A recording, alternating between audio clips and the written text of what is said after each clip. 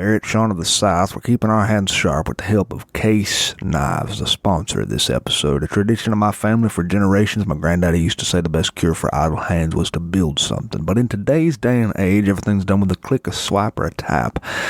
But how about we put away the screens and put your hands to work with a Case Knife?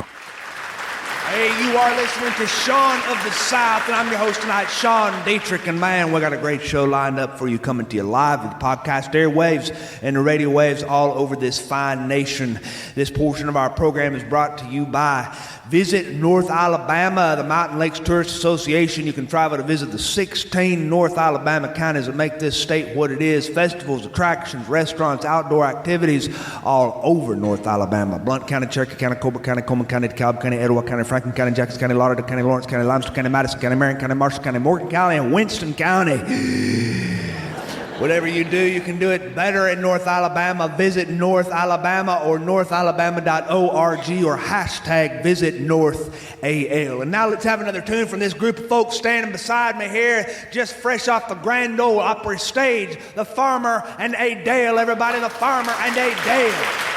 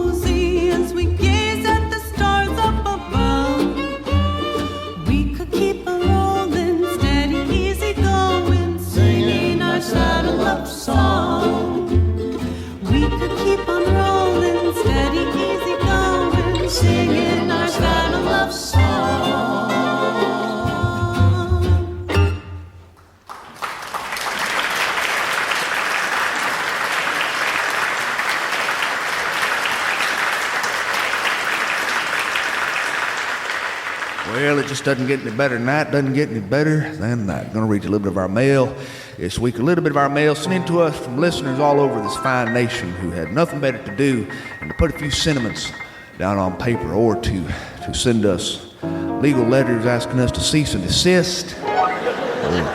Folks trapped in nursing home facilities who could not reach the knob to turn us off on the radio. Our first letter this week comes from Ellen Williams in Waco, Texas. Sean, I'm a mother of 3 boys who are wild all the time, especially after they eat sugar.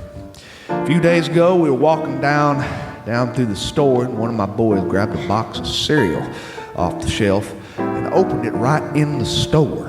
And I just had a meltdown in the store. Everyone was watching, and I felt pretty embarrassed. People were looking, and on the way home, my son Walker turned on your podcast, and it came through the speakers, and it made me feel a lot worse. Because you were talking about someone who was really nice and sweet. And I felt like, well, I'm not all that nice and sweet to my boys. They push me over the edge sometimes. So I pulled over and I apologized to them for losing my cool. Anyway, been listening to your show ever since. It's been kind of my weekend ritual, my alone time. And I just want to tell you that my small 4-person family really likes it too. That might not be the kind of letter you read over the air, but I thought you'd like to hear it for your own personal confidence. Ellen. Dear Ellen, I do appreciate the boost in confidence. You can never get enough of that. Connie Ryland. Good morning, Sean. I've met you a couple times and introduced my granddaughter to you. Even messaged you our story. I just wanted to tell you my girl is getting married today. It's not a big fancy wedding. She paid for everything herself. And I've been cooking for days for the rehearsal dinner. Last night and the reception today. But if you think about it, send good thoughts our way. There have already been a couple of family feuds. One of the bridesmaids has a fiance with PTSD, and he had a bad night, so they're asleep on my sofa. I have bridesmaids sleeping everywhere else. And the groom just came by at 4 a.m. in the morning to get toothache medicine. What a day, what a day. I'm exhausted and I'm going to have purple rings under my eyes from lack of sleep, but it's going to be a beautiful day. Just wanted to share some of the happy news with you. I hope that my girl has the kind of love that makes people last together for a long time. Well, dear Connie, to you and yours, I'd like to wish that happy couple a happy wedding day. Congratulations from everybody here tonight. Harrison Arnold, Amarillo, Texas. My grandmother's turning 90 in a few weeks, and I couldn't think of what to give her. It's hard to shop for a 90-year-old. And it was my sister who found your writing saved up on her emails on her phone that we got her for her birthday last year. I don't know how we'll manage to get her to listen to your show. She lives in an assisted living facility and isn't big on technology, except for answering emails once every blue moon. But I think we can make it happen. And if we can, will you wish her a happy birthday on your show? Her name is Juanita, just like on Andy Griffith. Juanita Arnold. She was born in 1929 in Oklahoma, but she is all Texas woman. Well, dear Juanita, happy 90th birthday from everybody here tonight, and may you and your family, may you celebrate it with a party that is for the ages. Texas women are something else, you know. I once had a brief stint dating a woman from Texas, a girl from Texas. She used to change all the oil in her brother's trucks. And one summer, I'll never forget it, one summer, she replaced the roof on my mother's house, just by herself. Yeah, strong women, Texas women. Jared Marion, Chapel Hill, North Carolina. My dog just had puppies in the garage, and my little girl is begging me to keep one. Now, I haven't decided if this is a good idea or not, but when she told me she wanted to keep a girl dog and name her Sadie, it got me all misty. You see, I had 2 Sadies growing up when I was a kid, and they were my best buddies ever. You don't get over your best buddy dying, you know what I mean? So I told her we'll see about the dog, and things got even worse. I got home one night from work and I found my daughter, Lauren, asleep holding that puppy in the garage. Oh, that puppy was asleep on her chest. Sean, how do you say no to something like that? I guess we'd better make space for a new dog in our life. Dear Jared, I'm in agreement with you, brother. Sleeping puppies are impossible to turn down. Sarah Myers, Tampa, Florida. Sean, I used to listen to Mel Tillis on the radio, if you remember him or not. I loved Mel Tillis, and once I called the radio station to put on a request. I was going to request Coca-Cola Cowboy. But much to my surprise, it was Mel who answered the phone. I could tell it was him because of his stutter. But you know something? I was so stunned that I was the one on the phone who was stuttering. I couldn't even remember why I called all of a sudden. I don't know what made me think of that, but your show reminds me of Mel Tillis in some ways. Well, dear Sarah, those are words of high praise. Mel Tillis was a hero of mine, and as a child, I saw him sing Coca-Cola Cowboy once in Branson, Missouri. Oh, man, it was the highest point of my life. I mean, with the exception of my own marriage. Sorry. You were definitely way more important than Mel Tillis. Andrea Trolley, Huntsville, Alabama. Sean, I had a question for you. My daughter listens to your show, and she's 14, and she had a really bad year. I won't go into details, but she sits in a room and listens to music and podcasts and stuff, and some of these podcasts are terrible podcasts about murders and things. And I thought, though, one day I heard a voice coming through the room with some music, and I listened, and I realized it was you. So I wondered if you could deliver a message to my daughter for me and just say something about how middle school is a little piece of your life. In the end, when you're an adult, you hardly remember those few years. It's just a little piece. And it's the same with high school. When real life starts, none of the stuff that you're going through will even matter. So will you tell my daughter something like that for me? Her name is Caitlin. Well, dear Andrea, you got it. And dear Caitlin, I think your mother said it best. If you need to hit the rewind button, go ahead and do it now. And also keep your chin up, darling. Addison Livingston, Wichita, Kansas. When I was a kid, I thought I had life all figured out. But you know how that goes. You don't know half what you think you do. My life became one worth living when I met my wife, Margaret Ann. And we've been together for 3 years, married. Please read this for me and tell her that I am the luckiest man alive. Dear Addison and Margaret, happy 3-year anniversary, and may you have many more years together. Many more. Diana Belson, Loxley, Alabama. I was fishing with my dad this week, and out on that boat, I caught a huge catfish, and my dad took my picture, and it was just what I needed. Sean, my boyfriend of 14 years, just up and walked out on me. Before he left, he drained my bank account, and he even stole a few pieces of my furniture. I mean, I guess it was my fault. He wasn't an honorable man to begin with, but I tried to see the best in him. We were pretty much married. When you're with someone that long, you're pretty much married. I came home from work, and his things were gone, and a few of my things were gone, and there was this letter. And I couldn't believe it. I can't believe it still. It's taken me a long time to quit blaming him for my unhappiness. Anyhow, I guess you don't see the bad things coming in life sometimes. They just take you by surprise. But my dad has taken me under his wing since that happened, and he's brought me back to life this past year. I don't think I've been fully alone for more than a few minutes. I live at their house now. This whole year has been getting to know my dad again. My dad is always taking me to breakfast or cooking me lunch or taking me fishing in his tiny boat that's painted with camouflage colors from spray paint. When I caught that fish, my dad was like, see, honey, there are plenty of fish in the river.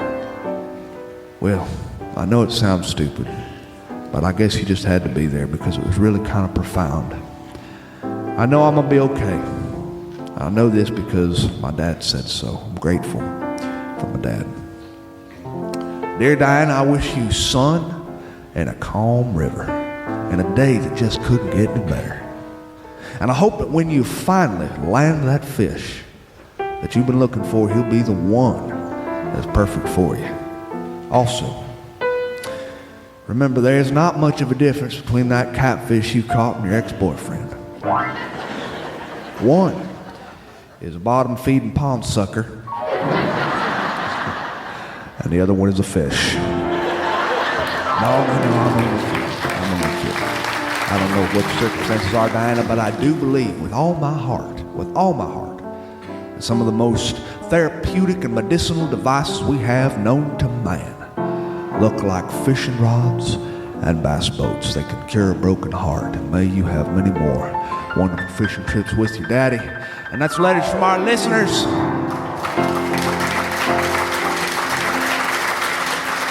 Now let's journey way back into the high lonesome prairie, and visit the F&A Ranch, the farmer N.A. Dale, everybody.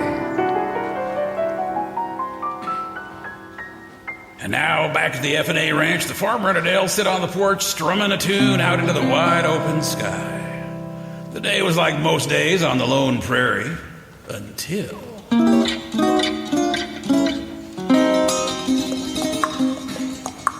Hey, y'all, do you see that pirate riding toward us on a pony? And he's riding on such a beautiful pony. That's a strange sight for around here. Ivory, why don't you give him a yodel so he can find his way over here? I wonder what's going on. Ahoy, me buckos. I've been riding on this pony, and it's great to finally see some folks out here in the prairie. I'm Captain Tom Mason of the Blue Buccaneers. Captain Tom Mason of the Blue Buccaneers? Aren't you one of the musical pirates that sails the seven seas? Aye, that be me. And aren't sweet dreams made of these? Aye. Wow, and you have a pony. I've always wanted to have a pony. Oh, he's just the cutest pony. Wait a minute. Captain Tom Mason, where's your boat? Oh, I've been lost at sea so long now, and now I'm lost to land. I'm also confused about this pony, and I'd love to have a boat. And I'd love to have a pony.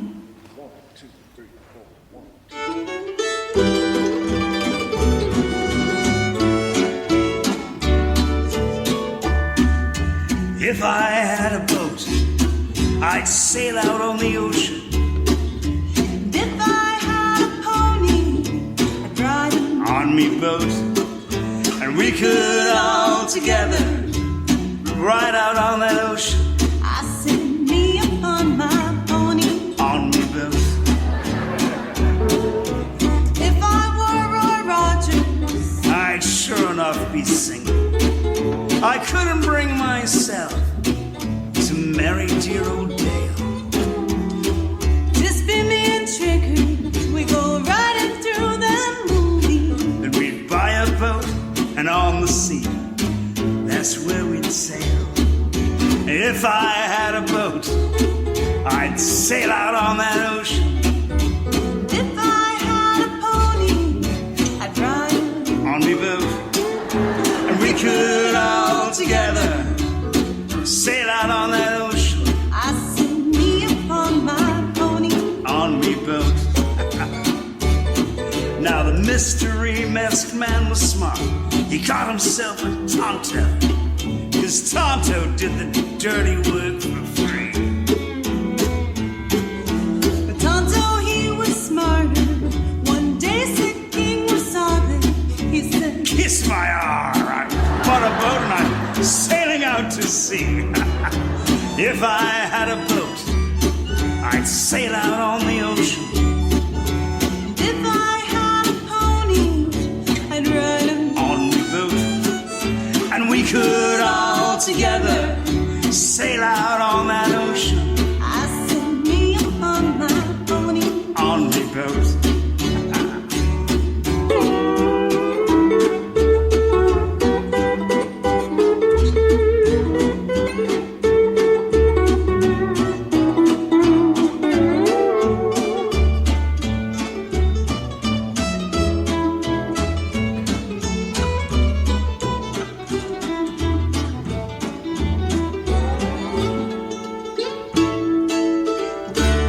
Now if I were like lightning, Wouldn't need no sneakers.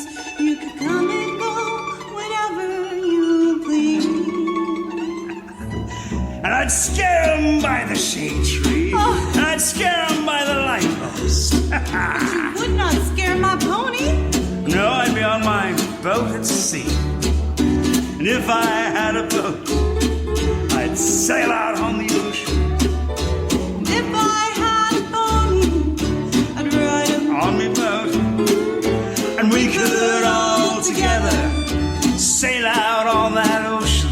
I set me upon my pony. On me boat. I set me upon my pony.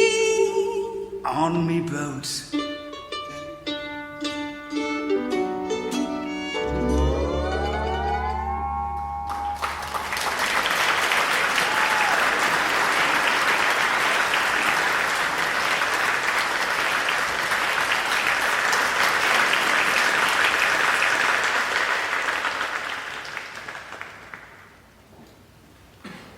Some years back ago, I took a trip in my old truck with my dog, and we left for the West, a place I have always wanted to see in earnest. My truck is an old truck. It's kind of a relic. Has rust on the fenders, and the tailgate works on days of the week beginning with S.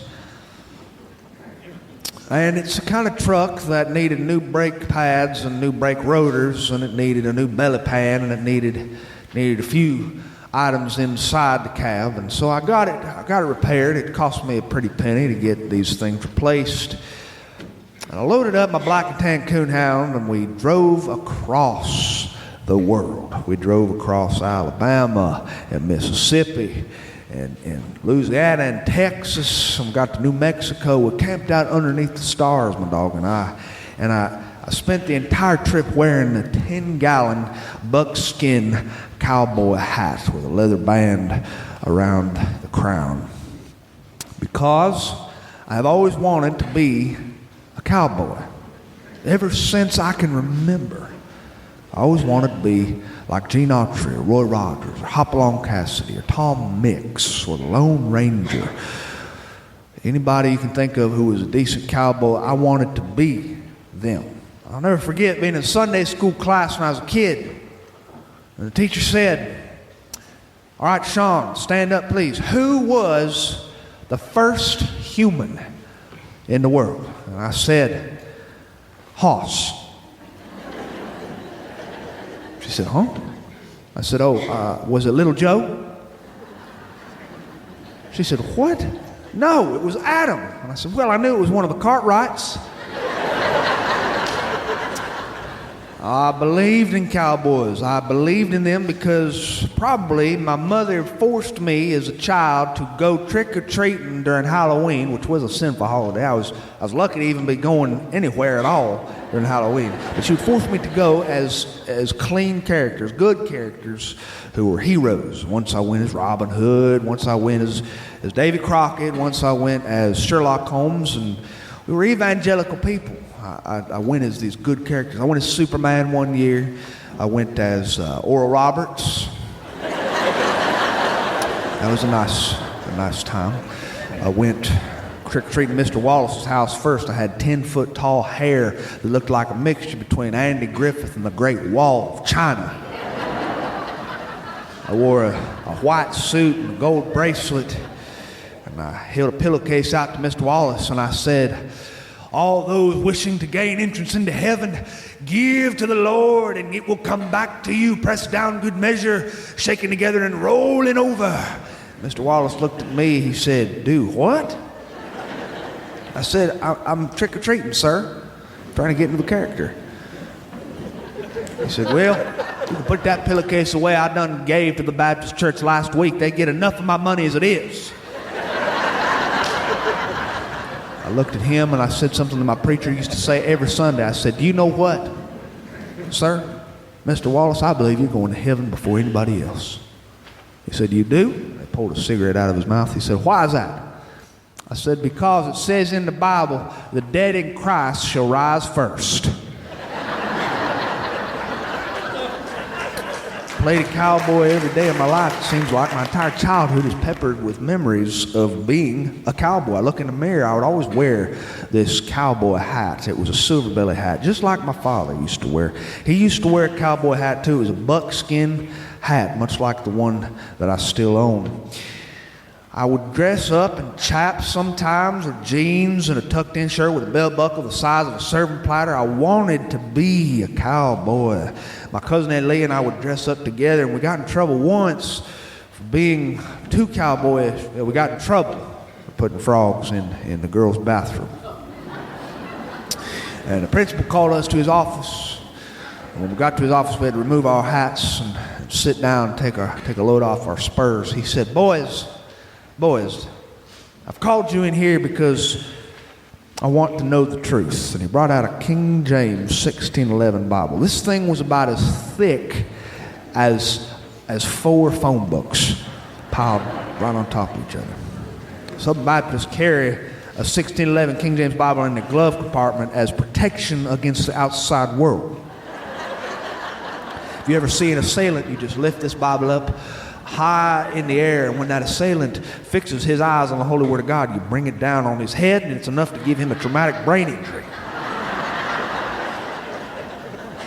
This is why they call us Bible thumpers. Not because we thump the Bible at you, we thump the Bible on you.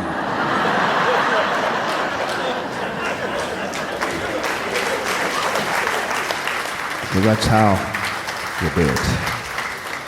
He brought out that 1611 King James Bible, our principal, and he said, I want you to put your hand on this Bible and swear to tell the whole truth and nothing but the truth, so help you God. And we placed our hands on that Bible, and my cousin Ellie and I looked at each other, two cowboys caught in an ethical dilemma here, and we swore. We said, I do. He removed that Bible, and we looked on the wall above his desk. There was the old general. The old general was a paddle that looks like it was big enough to paddle a river boat. We'd known Chubbs Simpson to get swatted with that thing. We'd heard rumors about it. Chubbs Simpson had repeated the 4th grade at least 8 times.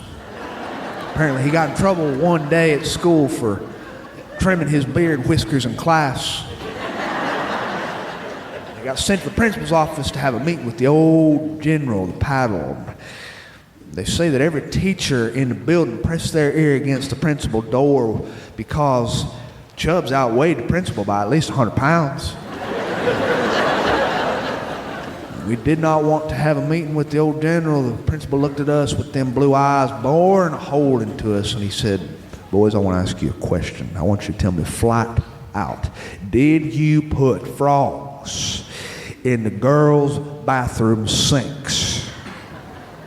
And we denied the allegations flat out. And I swear to you tonight, I did not put frogs, my cousin Lee and I did not put frogs in the girls' bathroom sinks. We put them in the toilets. And how they got into the sinks, I will never know. But these are the things cowboys do. They go out in recess and they put on their 10-gallon hats and they run and they play and they camp out underneath the stars and they sleep on their bedrolls and they eat beef jerky and the bunny bread and mayonnaise ham sandwiches their mamas packed for them. And they sing songs that are sung by famous cowboys. Oh, give me land, lots of land under starry skies above. Don't fence me in. Let me ride in that wide open country that I love. Don't fence me in. I want to stare at the moon till I lose my senses. I can't stand hobbles and I don't like fences. We would sing, I'm back in the saddle again. Out where a friend is a friend, where the lonesome cattle feed on the lonely gypsum weed. I'm back in the saddle again. Happy trails to you until we meet again. Happy trails to you. Keep smiling until then. Who cares about the clouds when we're together? Just sing the song and bring the sunny weather. Happy trails tales to you until we meet again. I grew up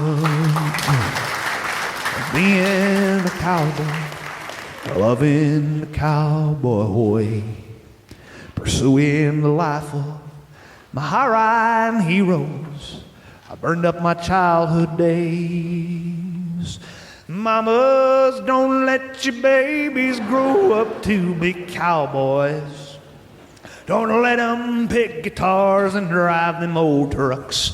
Let them be doctors and lawyers and such. Oh, give me a home where the buffalo roam and the deer and the antelope play, where seldom is heard a discouraging word, and the Southern Baptists own everything as far as the eye can see. Oh, home on the range, where the deer and the antelope play, where seldom is heard a discouraging word, and the skies are not cloudy all day. I love cowboy music. I love it. Love cowboy music. I love Roy Rogers and Gene Autry playing them guitars. My father and I used to watch these old westerns together. Bonanza and Gunsmoke and Big Valley and westerns with Randolph Scott and John Wayne. Jimmy Stewart, the man who shot Liberty Valance. Oh, the Rifleman. I love westerns. Love it. I'll never forget, a long time ago, my father was working in Spring Hill, Tennessee, building the GM plant, which is still in existence today. He came home from work one night. He was dressed in denim from head to toe. Had a pair of boots on. His cheeks were tan. He had lines on the sides of his eyes. And I never noticed until that night how much my father resembled a cowboy. He truly did. He said, "Sean, I want to take you to see where the Cowboys come from."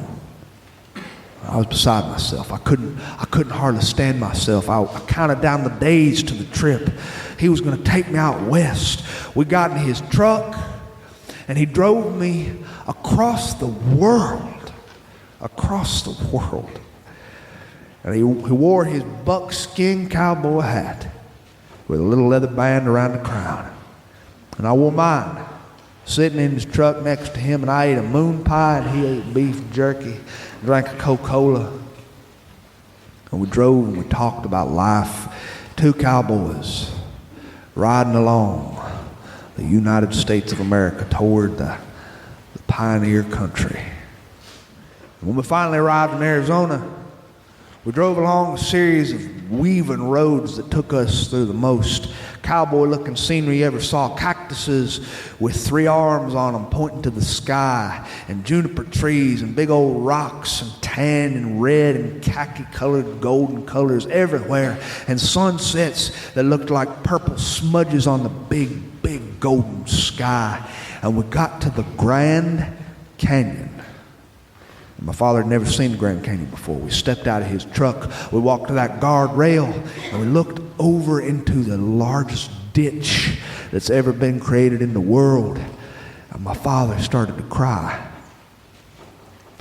His dusty tan cheeks had these little hot streaks coming down his cheeks. And he was so overcome with grandeur and beauty and majesty that he took off his hat and he threw it like a frisbee far out into that wide open air above the Grand Canyon. And I watched it fall. It turned crown down, brim up, and it fell straight downward, kind of somersaulting over itself toward the Colorado River, where I assume it became part of the soil itself. I'll never forget that. Seeing a man so overcome with natural wonder, the seventh wonder of the world, that he had to throw a piece of himself into it, thereby uniting him with the earth forever. I drove with my coonhound as a grown man through this same landscape. My father's been dead many years, and I think about him on long drives. And I thought about him on that drive too. I looked out the window and I saw these cactuses in the distance.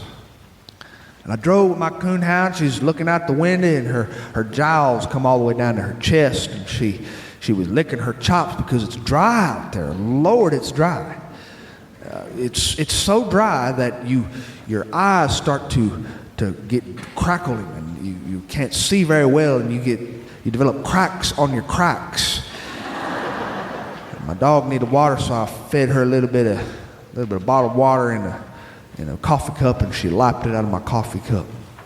We camped underneath the stars as soon as we entered into Arizona, and there was a river that was going just by where we were camping. It was a tiny little river, and the lady at the campground had said, "You need to make sure when you camp here that you bury your Constitution." I looked at that woman and I said, "Do what?" She said, "We got coyote problems. Make sure you bury it." "All right," I said. That morning, my dog and I bathed in this little tiny river that was about as wide as a pencil eraser and as deep as an envelope. And then we drove this weaving road that led us through kind of an alpine climate. I saw these huge cedar trees and pine trees with these red trunks and purple trunks. We got closer, and I finally saw the south rim of the Grand Canyon. I stepped out. We walked toward that guardrail, and I leaned onto that guardrail, and my dog sat beside me, and she looked over into that large abyss like she was terrified, and she took a few steps back. I said, "It's okay, girl, don't worry about it, it's okay." And she just didn't know what to think about that. And I took this view in, and I thought about a little boy who used to want to be a cowboy. My daddy's been dead many years now, many years. But there isn't a single waking moment that you don't remember the most important person in your life who's gone on. I probably wouldn't think about him nearly as much if he were alive. You think about dead people more than you think about living people. It's just the natural law of the world. And I thought about him. Well, I looked off into that big open blue sky and that large hole. I could see the silvery Colorado River down 100,000 miles beneath me, and the trees and the shadows on the red rocks were a little bit bluish purple. Most incredible thing I've ever seen. If heaven looks anything like the Grand Canyon, we're all in for a big old treat. I remember how it felt when I lost him. I remember how I gave up all my childish ideas of being a dumb old cowboy. I gave them up. It comes time where everybody's got to grow up one day. And so, thusly overcome with that kind of emotion, I touched the brim of my buckskin hat, and I took it off and I looked at it. It's called a Rodeo King hat. That was the brand. It had a silk liner inside that was crimson colored. And I reared back like I was getting ready to throw a frisbee, and I threw that hat as far as I could. And my dog looked at me with her ears perked up and her tail shut up like something was going on. And I watched that hat soar outward above the canyon, and it turned crown down, brim up, and it somersaulted down, down, down into that canyon, probably falling into the Colorado River and becoming a part of the soil itself. I bought a new buckskin cap to replace the old one, and I wear it sometimes. I wear it fishing.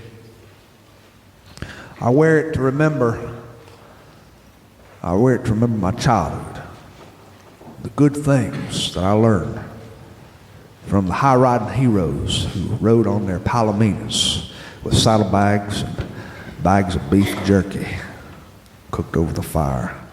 I wear it to remember a man who once took me to the great American West as a child, where we camped underneath the stars eating food over a campfire on his old mess kit from an Army surplus store.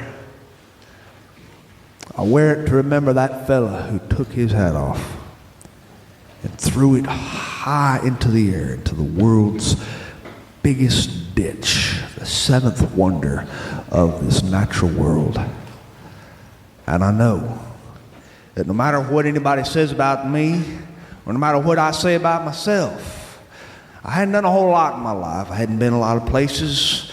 I didn't finish my high school education until I was an adult, and then college after that.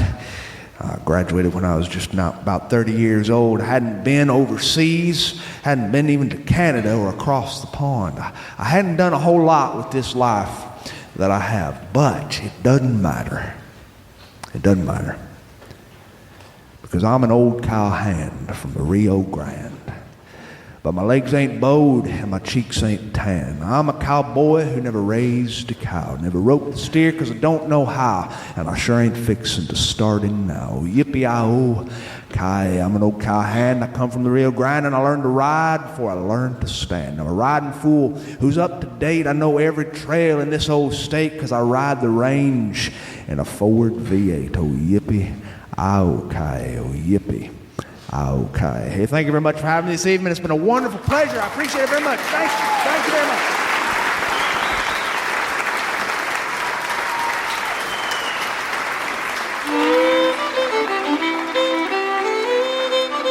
Hey, thanks for listening to Sean of the South. I'm your host today, Sean, Dietrich, and man, it's been a bona fide pleasure, if I do say so myself. This episode was brought to you by Case Knives, a tradition of my family dating back to my granddaddy, who once said the best way to cure idle hands was to build something, so keep your hands sharp with a case knife. And by Folklore Brewing Company, quite literally the best brew in Alabama. Folklore Brewing Company brought home 2 gold medals at the Alabama Craft Beer Competition, so do yourself a favor and check out folklorebrewingandmeadery.com. That wonderful music you heard behind me today was The Farmer and A. Dale, with sounds of classic cowboy songwriting in their music. These guys are reimagining what the modern cowboy and cowgirl look like and sound like. Based out of Nashville, Tennessee, you might recognize them.